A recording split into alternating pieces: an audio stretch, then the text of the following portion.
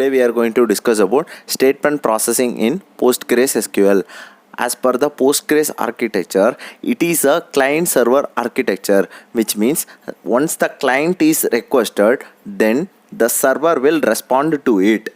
All the new connections will land into the postmaster. Here, postmaster will authenticate the connection is valid or not. Once it is a valid, then it will spawn a new connection. This process is called a PG process. As per the architecture, the SQL engine is a part of user process in PostgreSQL. It has three stages.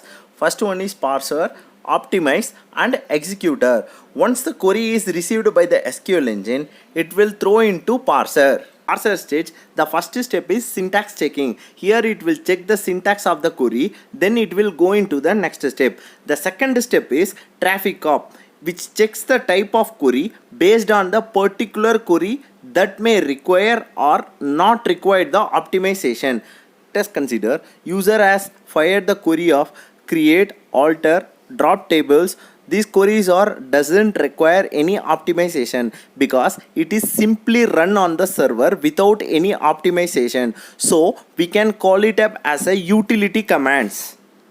The simple utility commands does not require the executor or processed by the statement with the specific functions in the command module. But the complex statements are select, insert, update and delete, which requires more handlings or optimizations. Command processor stage, it creates a query structure that contains all elements used by the complex queries. In case the query requires more optimization, parser also responsible for breaking the query into token. Now this query, which is in proper node structure, broken down into tokens and validate it. Now the query has sent into the optimizer. Second stage is optimizer. It is the core of SQL engine. Let us consider if we want to go from place A to place B, there are many ways, but we will choose the shortest way. Like the same way, optimizer responsibility has to generate multiple plans and choose the best plan for your query based on the database statistics, and the lower cost plan has been chosen. Then the query plan is sent to the executor for the execution.